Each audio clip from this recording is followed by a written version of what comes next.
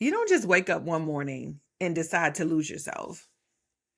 It actually happens over time in small increments. Those moments when you decide to overextend yourself, those times when you decide to say yes to things when you are screaming no inside, the times that you have decided to shrink yourself just to fit in, to meet other people's expectations of you, the times where you have yet to set boundaries because you are afraid of how it's going to make the other person feel. Today, we're going to be talking about 7 signs that you have been shrinking yourself and you don't even realize it. All right, so I got my notes here and I want to get started. So, sign number 1, like I just said, you say yes when you want to say no. There are so many times where we don't realize that we are being a people pleaser. We want to make sure that everyone else is okay. We want to make sure that everyone else is good around us. We don't want to rock the boat, so to speak. We don't want to make our lives any inconvenience because we feel like, okay, if I do this, then they'll finally leave me alone. But that is not true. They will come to realize that you are very dependable, you are very responsible, and at the end of the day, you will acquiesce to what they're asking you to do, whether you like it or not. That becomes the custom, and that's what we put in place, and that's what we allow people. You've ever heard the term, people treat you how you allow them to treat you, or people treat you the way you teach them how to treat you. Right? So if you are constantly saying yes all the time and you just saying, let me just say yes just to get them out my hair, that's what they're going to come to expect. And they're going to get quote unquote spoiled by that. Okay. So if you are in a position where someone's coming to you and they're asking you something, if you genuinely want to say no, if you feel like it's going to make you feel some type of way after, say no and realize that that is a complete sentence and move forward. Okay. Sign number 2, you feel guilty for setting boundaries. I pause for a moment because a lot of us, I know how it feels. We want to make sure that we have open access to ourselves sometimes so that, we can just keep the flow, keep the harmony.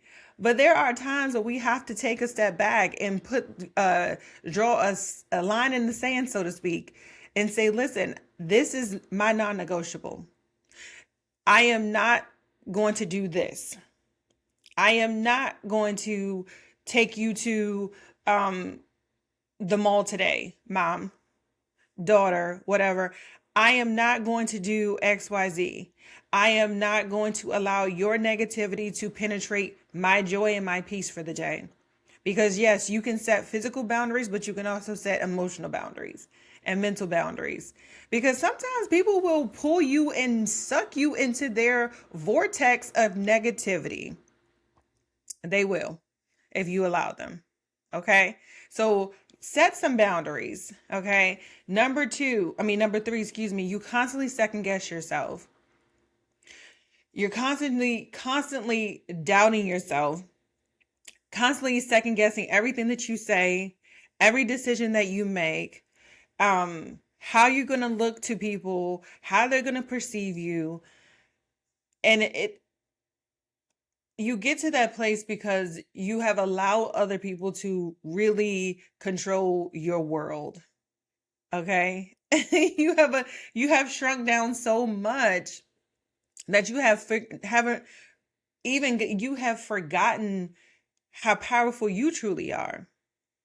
Because when we lose ourselves, we look to other people to make our decisions or to validate our decisions because we don't think that what we say or think is worthy or is valuable, because that's how we see ourselves. It's more like a projection, honestly.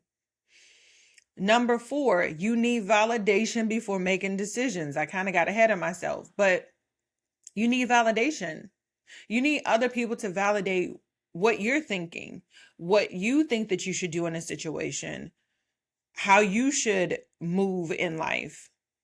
And your only validation should come from the Lord, right? not looking to other people to, I mean, and there's a difference, right? There's a difference between going to your friends for advice and going to them for validation of your decisions, right? You can be encouraged by them, but don't seek out their validation, okay? Number 5, or sign number 5, you avoid conflict at all costs. You don't want to rock the boat. You don't want anyone mad at you. You don't want to have a heated discussion with someone, or even a discussion at all, because sometimes it doesn't even have to be heated. It could just be, I don't like this. I don't like how you did XYZ. You don't want to confront anyone. That's how, when we lose ourselves, we don't even want to address things. We just want to keep the flow going, even if it's abandoning ourselves. Number 6, you feel responsible for everyone's emotions. You feel like you have to be the one to pick up the pieces. You feel like you have to be the one to calm the storm.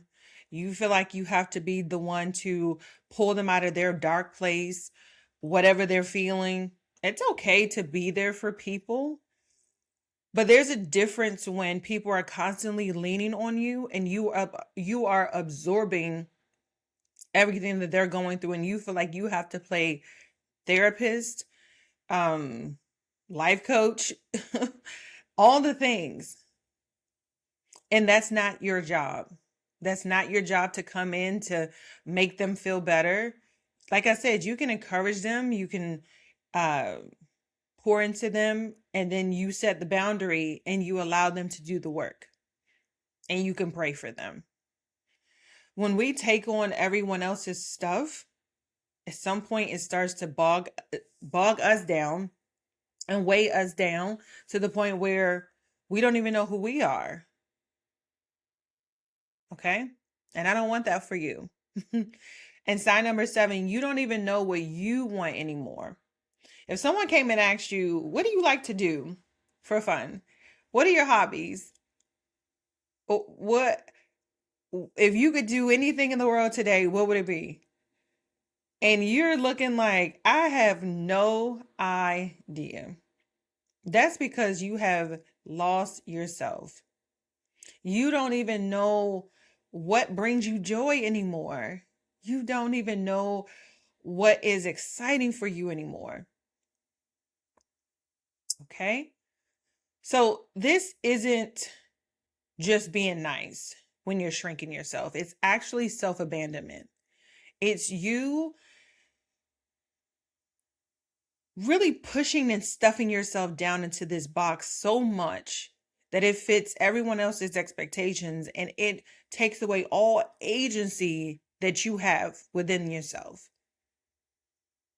So going forward, we have to live and walk in our authentic selves, because the world needs to know exactly who you are, not who everyone expected you to be, not the person that everyone intended, or not the person that acquiesces to everyone else's whims and their requests, not the person that doesn't set boundaries, not any of those things. We need the authentic you, because there is something that we need from you. There's a purpose that you, in which you were created. And so when you are walking around and you are shrinking so much, it takes away from what we need from you and what you need for yourself. Sorry, I saw this truck outside my window. But yeah, so no more shrinking, no more self-abandonment. This year, we are in April, about to go into May of 2026. I want this year to be the year that you find yourself, that you realize that you are beautifully and wonderfully made, and that everything about you is unique and it is beautiful. Okay?